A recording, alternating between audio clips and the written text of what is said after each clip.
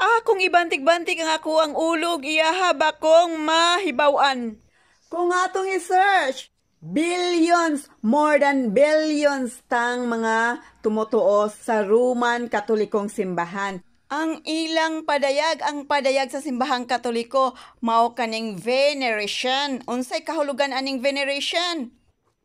So, veneration is an act of honoring a saint, a person that has a high degree of sanctity and holiness.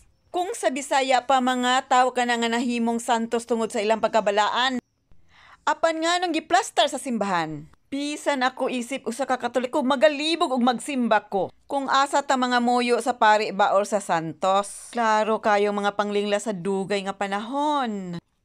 Aning pagtotoo sa mga kasantusan. Tanawa wala na lang tanahibalog kinsabay kikidhat nato si Satanas ba or si Jesus.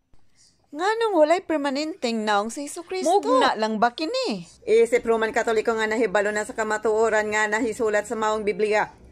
Medyo ko naulaw.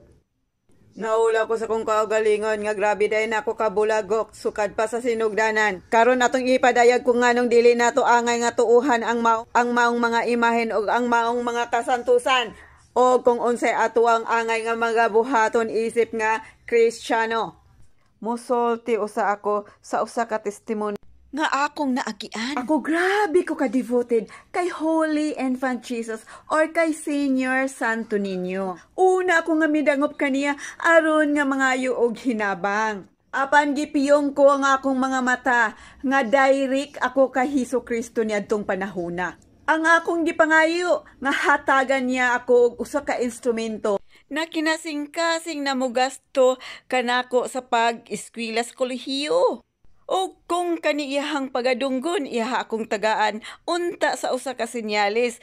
Og ang sinyalis nga ako ang naangkon, grabe kaayo kahumot sa usa ka perfume. Og tuod man usa gyud ka milagro tungod kay wala ra na abti og bulan dunag yoy nagsulat kanako nga usa ka higala dili miig-on sa pero nag-ingon nga iya kong paeskulahon. So ang insakto nga pag-ampo sa ato lamang nga hunahuna og dili na nato kani ipadayag ngadto sa usa ka simbahan nga left and right. Ana ang pastor, iampo ang nasa wala og tuon nato nga tapad. Although this is just a display, we should respect. A display as a gift to our beloved God. Isip usa ka handumanan nga sa atong kinabuhi kita nailad. Dili na kinahanglan nato kani nga ato ang pagabuak kon ibalibag ato kaning panggaon. Kay dinhi na gyud ta na bata or ato na gyud ding na love sa atong kasing-kasing isipon na lang gyud nato nga kani ato ang kauban sa kinabuhi ug dili na lang gid nato sila pa namas-tamasan bisan pa man hibalutas ka matuoran. Pero kung magamputa na makita nato sa Psalm chapter 115 verses 4 to 8 nga ang ilahang gituhan mao ang mga imahen, mga idols or ang mga silver o gold. Atong ipadayag ang dakong kamatuoran nga nahisulat sa Biblia. Aduna siya'y mata pero dili siya makakita. Aduna siya'y baba pero dili siya makasulti. Aduna siya'y dalunggan pero dili siya makadungog. Aduna siya'y ilong pero dili siya makasimhot. Ana sila'y mga kamot pero dili nila mabati. Adunay mga tiil pero dili makalakaw. Or bisan na liog pero dili mo gawas ang tingog ni ani. Og katong mga naggama ni ani sama rasab sila ni ani. Sila may naghimo ani, misalig usab sila ni ani pinaagi sa ilahang mga talento. It's a form of business, that's it. Og makita nato ang kamatuoran sa Galatians verse 5. Sa New Testament pag-abot ni Jesucristo.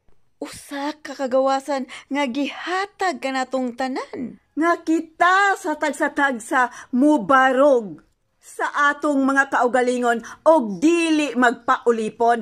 Tungod kay kitang tanan, puro mga anak sa Dios.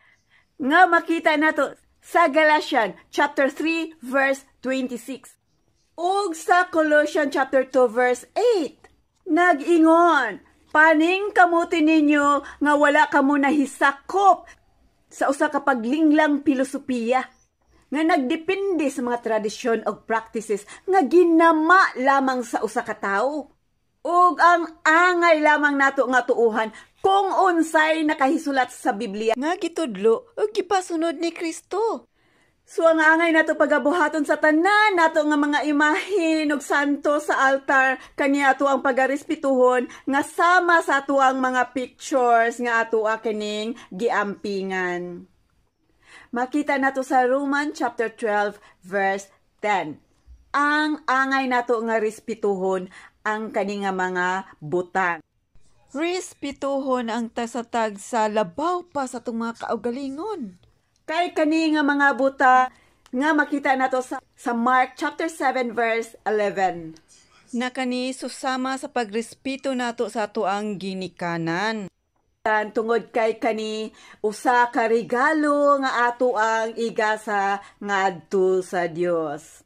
Og gidasig ang tanan nga dili kita ni ani musimba aron mga muyo. Ang atong mga ampo dili nato ipaagi gumikan kung unsa sila kahuli.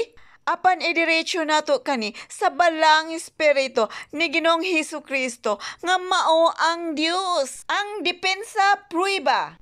Makita nato sa John 14 verse 6. Ako ang dalan, ang kamatuuran, ug ang kinabuhi. Ug walay si bisan kinsang makaabot ngadto sa kong amahan, kundili gumikan lamang kanako.